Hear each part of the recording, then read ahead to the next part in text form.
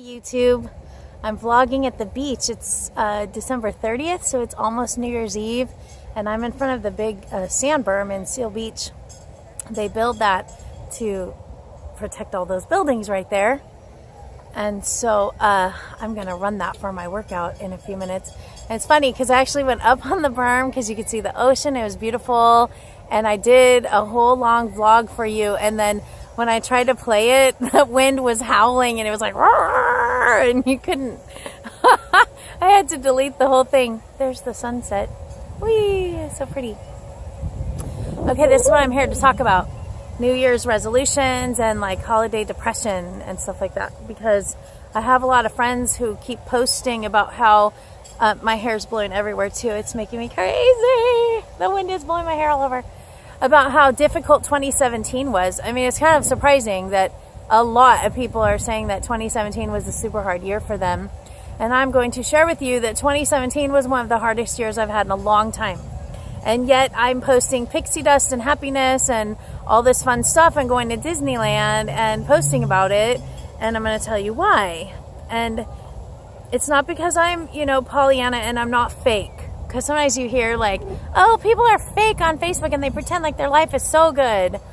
No, even though I'm going through a divorce, then I went through I've had some difficult, I had a sad ending to a relationship that was very difficult, and I've had some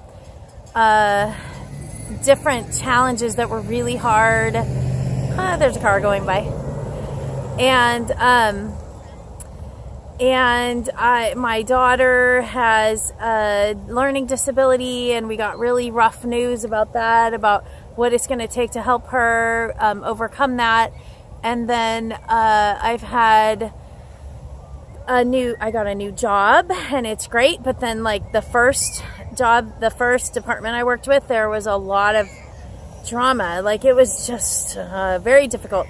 So then I transferred, which was awesome, and now I'm super happy, but that was really stressful. And then trying to be an artist and a YouTuber and do all these things that I do, and then I haven't been able to create art because I'm too busy with my new job and adjusting to being a single mom, adjusting to, it's a big life change.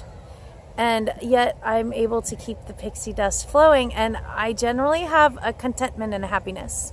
And I want to tell you how I do that. Now I have my moments and I have my breakdowns and I cry and whatever. And, my close friends know, they see that side. But in general, my life's pretty good. And I don't tend towards falling apart. And I used to. And I changed that. And so I'm going to share a few things. And over time, I'm going to share more and more and more of how I cured anxiety and panic attacks completely, naturally, with no medications. And that'll be other vlogs and some writing as well, some blogs, articles. Okay, so I want to talk to you about some coping skills, because when you're facing hard times, you have to have a toolbox. And you need to have things in your toolbox that are going to help you, and you need to use those things. So number one, I carve out quiet time for myself. I will sit and pray and meditate and think about things and journal for a long time. If I have a day off, I could spend hours in prayer and meditating. And I can spend a lot of time going over situations. I analyze things. I feel okay, something happened. There was a relationship difficulty or whatever. Okay, what was my part in it? What did I do? And even how did I put myself in a victim role? Or what did I do that caused strife? And do I need to make amends for something? I think deeply about things, and I kind of analyze them and go through them. The other thing is I will journal about it so that I'm not spinning my wheels. I will journal. And when you're journaling, you want to keep your privacy. So, sometimes I shred what I journal, and I also have a locked box because I like to use old-fashioned leather beautiful journals. And then I will I use nice pens. Or you can journal digitally. You can encrypt the file so that there's a password on it, or you can just delete the file and not use it. So when I'm going through something, I do a lot of processing.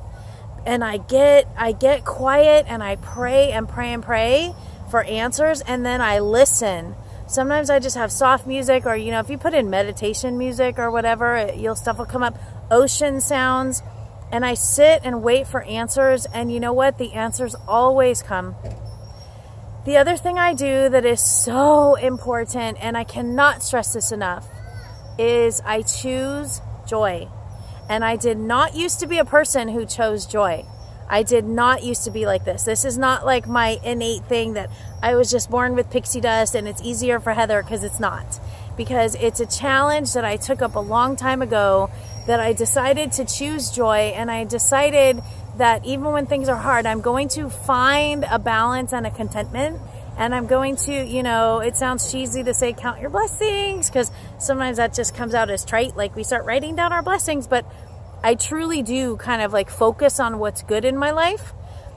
And I truly do choose to be joyful. And, sometimes they say fake it till you make it. Like, you put on a smile. They've actually done studies that if you sit there and smile in the mirror, that you will actually start feeling happier. And so sometimes it's just like forcing yourself out, going someplace that makes you happy, like the beach. I go to Disneyland a lot because it's close to where I live, but someplace that, your happy place, and forcing yourself out of the sadness and out of the situation. So one thing that happens to people is that they feel guilty when they take time to nurture themselves. And so they won't take that rest time or take that quiet time unless they're actually sick, or, make excuses. And I do not feel guilty about that. I used to, but I don't now. There are times when I need my quiet time. My kids know they are taken care of. They have their food. They have what they need. My kids are like a little older now too, so it's easier. And then I just take my quiet time. I'm in my room or I'm in my home office and I am quiet, and I say, I'm in prayer and meditation. And then they know, like, mommy needs quiet time now. And getting over that guilt is what makes it profitable, because if you feel bad about it and you feel like you don't deserve it, then you're not valuing yourself. So that's another coping skill I have, is I value myself. I had a very difficult relationship thing go on recently that I just a lot of misunderstandings, and it was really bad. And it was very bad for me. Okay. But what I did was I sat and I just started writing out my own self-value. And I literally wrote, I am, and I do, and I can. And I just wrote all these things that I am, things that I can do. And I wrote all this good stuff about me as a person. And that made me feel better. One of the best things you can do for yourself is write up your resume and write all the neat things you've ever done.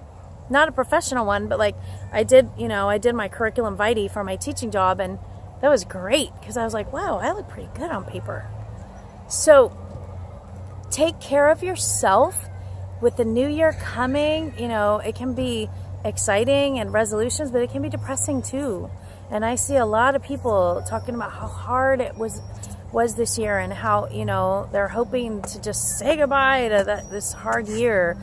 And I hope these few things of journaling, valuing yourself, writing out good things about yourself, taking quiet time to pray, meditate, just sit, put on soothing sounds, use coping skills so that you can have a base of happiness and choose happiness. Don't post on Facebook how everyone hates you and you hate everyone and life sucks. Don't do that, because it becomes a self-fulfilling prophecy, and it actually speaks into yourself. The power of life and death are in the tongue. That's in Proverbs, and don't ask me the number because it's not coming to my brain right now. I'm bad with that. I'll remember something and I'll forget the date, but I'll know it was early 1800s. I'm not a facts and figures kind of person. I just don't have that kind of memory. But anyways, so that is true. And it's not just what you say to other people. A lot of people think, okay, well, I don't say mean things to other people. What are you saying to yourself? And so I asked myself a question with my self-talk. Would I say that to my daughter or my friend? Would I say this to my son?